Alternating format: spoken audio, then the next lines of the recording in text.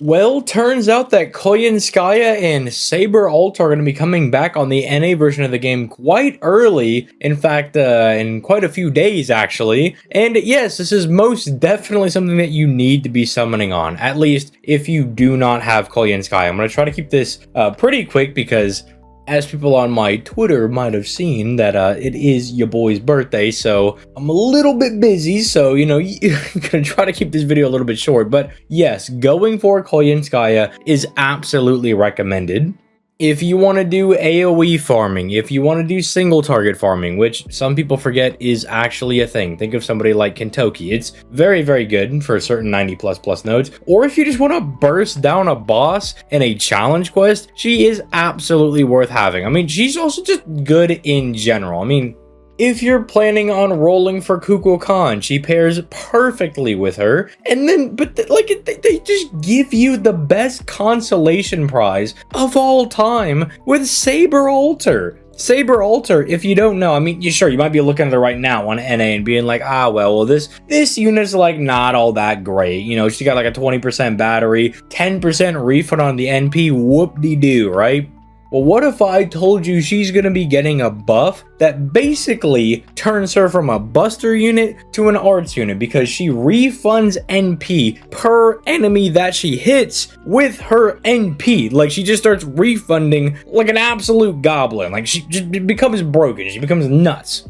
So much so that I'm even, as someone that already has NP2 Koyanskaya, not of my own volition, it was my pity roll, and then right after my pity roll, I am not BSing you, was the NP2 Koyanskaya. So I don't have her of my own volition. I would like her to stay as far away as possible from me, frankly. But even I'm considering rolling on this banner because a Saber Alter banner is not bad, because not only, like, who doesn't like Saber Alter? Like, that's a hard thing to just not want to go summon for.